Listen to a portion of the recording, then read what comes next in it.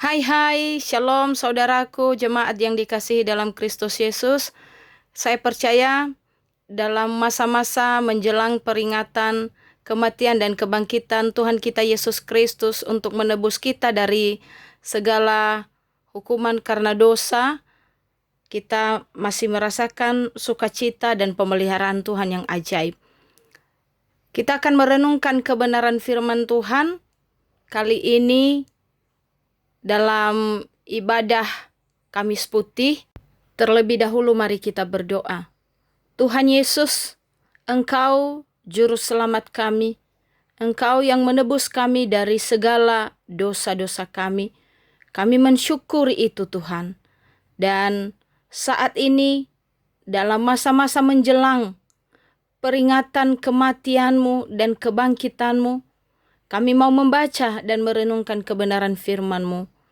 Pimpin dan bimbinglah kami oleh kuat kuasa-Mu ya Roh Kudus, dan mampukanlah kami untuk memahami setiap iota dari sabda-Mu. Dalam nama Yesus kami berdoa. Amin. Mari kita membaca Yohanes pasal 13 ayat 31 sampai 35. Yohanes pasal 13 ayat 31 sampai 35. Beginilah firman Tuhan. Sesudah Yudas pergi, berkatalah Yesus, sekarang anak manusia dipermuliakan dan Allah dipermuliakan di dalam dia. Jikalau Allah dipermuliakan di dalam dia, Allah akan mempermuliakan dia juga di dalam dirinya dan akan mempermuliakan dia dengan segera. Hai anak-anakku, hanya seketika saja lagi aku ada bersama kamu. Kamu akan mencari aku, dan seperti yang telah kukatakan kepada orang-orang Yahudi, ke tempat aku pergi tidak mungkin kamu datang. Demikian pula, aku mengatakannya sekarang juga kepada kamu. Aku memberikan perintah baru kepada kamu, yaitu supaya kamu saling mengasihi. Sama seperti aku telah mengasihi kamu, demikian pula kamu harus saling mengasihi.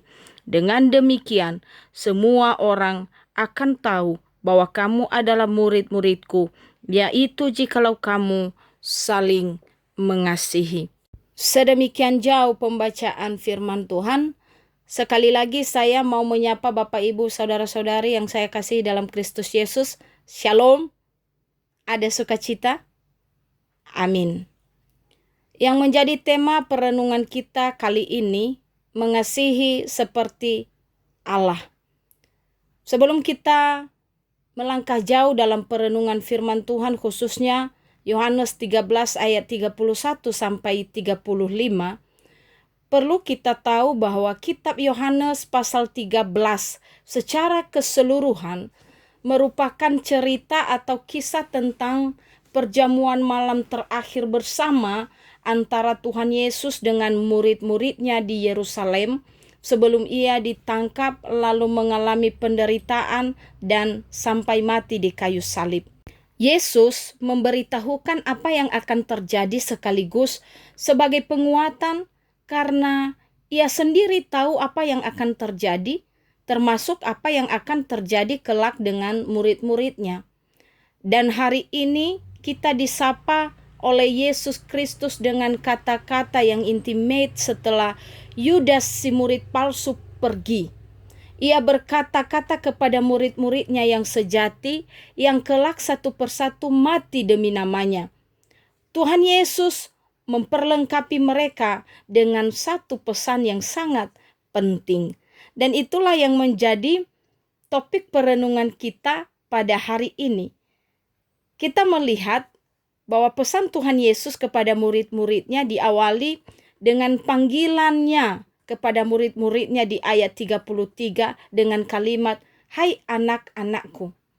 Kalimat "hai anak-anakku" ini kalau kita telusuri dari bahasa aslinya adalah sebagai pesan seorang ayah kepada anaknya yang masih kecil, atau seperti orang tua yang hampir meninggal dengan memanggil mereka atau anak-anaknya untuk memberikan pesan-pesan terakhir.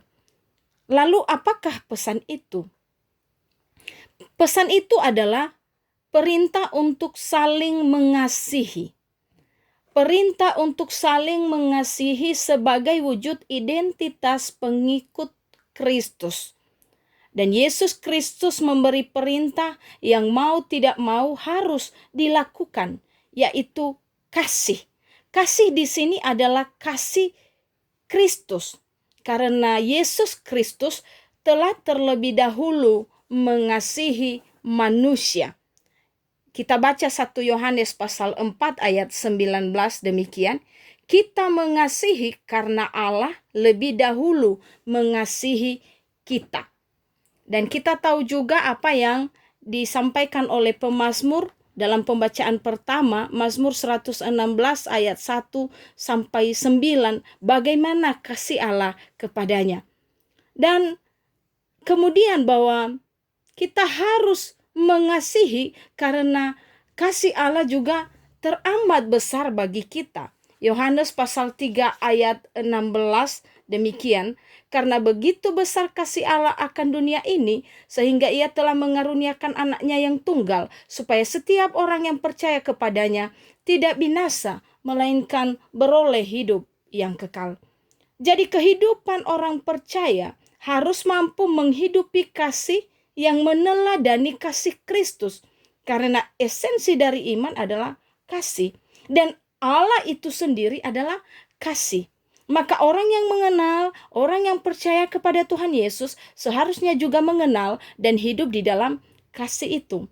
Hal itu juga yang disampaikan oleh Paulus dalam suratnya di 1 Korintus pasal 13 ayat 1 sampai 4 dalam pembacaan kedua di perikopen kita. Segala sesuatunya, apapun yang kita gapai, yang kita miliki, yang kita capai di dunia ini tidak akan berguna, tidak akan berarti apa-apa tanpa kasih Kristus yang kita miliki. Oleh sebab itu penting untuk kita memahami dua aspek penting yang mencakup tentang kasih ini. Yang pertama adalah mencakup hubungan vertikal manusia dengan Tuhan, dan yang kedua adalah mencakup hubungan horizontal manusia dengan sesamanya manusia. Itulah sebenarnya yang kita bisa ambil kesimpulan jikalau kita membaca Keluaran pasal 20 ayat 1 sampai 17. Perintah yang disampaikan Tuhan kepada bangsa Israel melalui Nabi Musa, bahwa seorang yang mempunyai hubungan yang baik dengan Tuhan akan terlihat pula dalam hubungannya yang baik dengan sesamanya manusia. Atau dengan kata lain, implementasi iman kepada Tuhan harus terwujud melalui hubungan sosial manusia dengan sesamanya manusia. Harus terlihat. Perintah tentang kasih yang disampaikan Tuhan Yesus adalah mengasihi tanpa syarat, unconditional love. Kasih yang sampai terluka, kasih yang sampai berdarah-darah sekalipun tetap mengasihi. Dan Yesus Kristus sendirilah yang telah menjadi teladan atas kasih itu.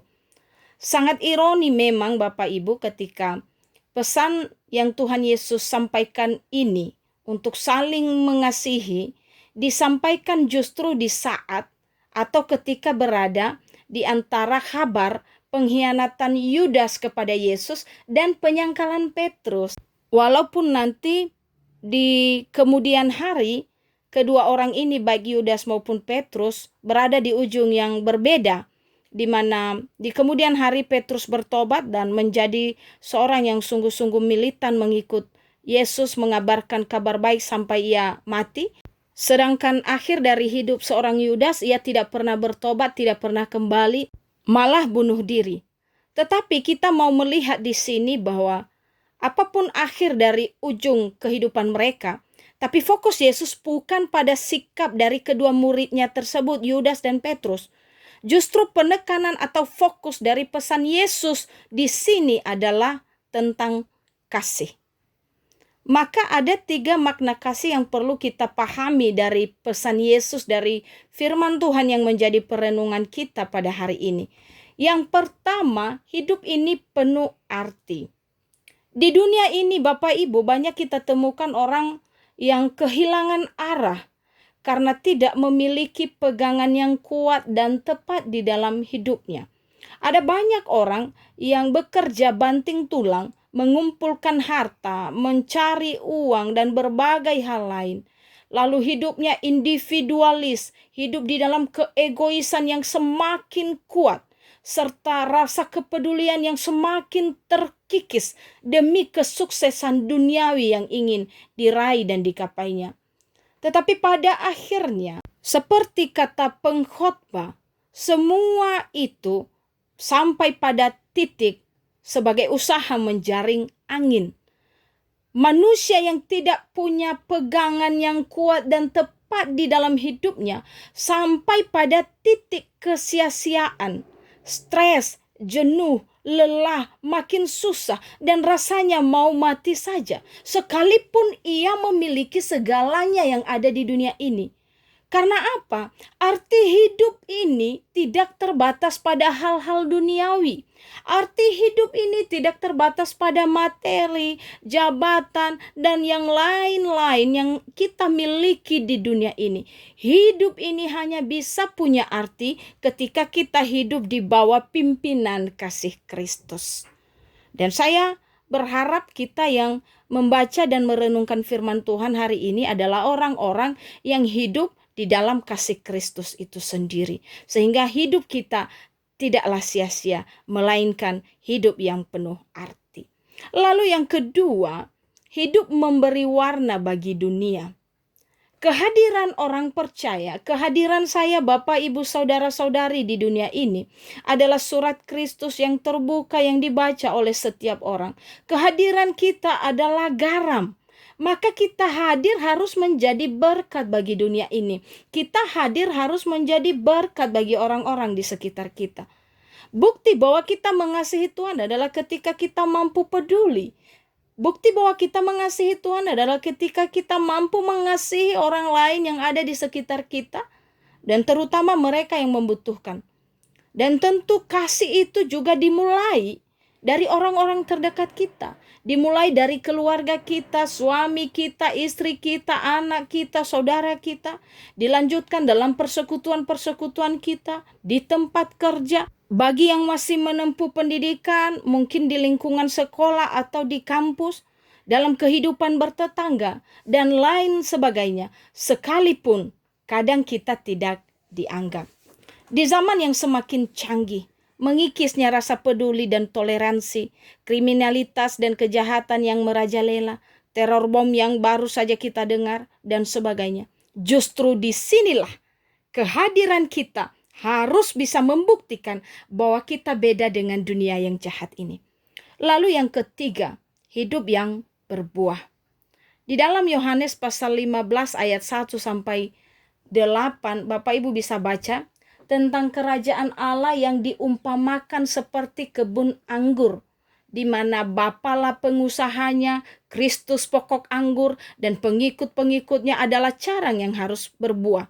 Maka seperti buah anggur yang Tuhan inginkan dari kita, yang Tuhan inginkan dari setiap orang percaya adalah menghasilkan buah yang manis, buah yang berkualitas, buah yang kita hasilkan adalah buah yang banyak dan buah yang manis rasanya, bukan buah asam yang tidak berguna.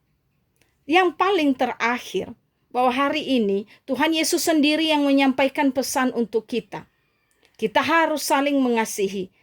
Pesan itu tidak hanya kepada murid-muridnya, tetapi kepada semua pengikutnya sampai kapanpun. Kepada kita yang percaya kepadanya, termasuk kita yang membaca dan merenungkan firman Tuhan hari ini. Akuilah Yesus Kristus dalam praktek hidupmu sehari-hari, dan jadikan Dia yang terutama sebagai fokus dalam seluruh aspek hidup. Kasih bukan hanya sekedar kata dan teori. NATO, no action talk only. Kasih adalah praktek hidup sehari-hari. Ada 4 hal yang menjadi perenungan sekaligus aplikasi dalam kehidupan kita sebagai orang percaya dari Yohanes pasal 13 ayat 31 sampai 35 ini. Yang pertama, nyatakanlah kasih dengan dasar kesediaan saling peduli satu dengan yang lain. Yang kedua, nyatakanlah kasih yang lahir dari rasa empati terhadap sesama. Yang ketiga, nyatakanlah kasih dengan sikap mengampuni. Dan yang keempat, yang terakhir, nyatakanlah kasih yang melahirkan solidaritas. Jadilah berkat dalam hidup ini dimanapun berada dan muliakanlah Tuhan. Tuhan Yesus memberkati Bapak, Ibu, Saudara-saudari. Mari kita membaca ayat hafalan dari Yohanes pasal 13 ayat 35. Yohanes pasal 13 ayat 35, demikian firman Tuhan. Dengan demikian semua orang akan tahu bahwa kamu adalah muridku, yaitu jikalau kamu saling mengasihi. Sekali lagi, dengan demikian semua orang akan tahu bahwa kamu adalah muridku, yaitu jikalau kamu saling mengasihi. Mari kita berdoa. Segala puji dan syukur, segala hormat dan kemuliaan hanya bagi nama-Mu saja kami bawa dan haturkan, ya Yesus Kristus, Sang Pemilik kehidupan kami. Kami kembali diperdengarkan, diingatkan tentang pesan-Mu untuk saling mengasihi. Kasih Kristus, kasih agape yang tanpa syarat. Dan Tuhan bimbing pimpin kami di tengah-tengah dunia ini Tuhan, untuk terus menjadi berkat lewat kasih yang Engkau ajarkan bagi kami.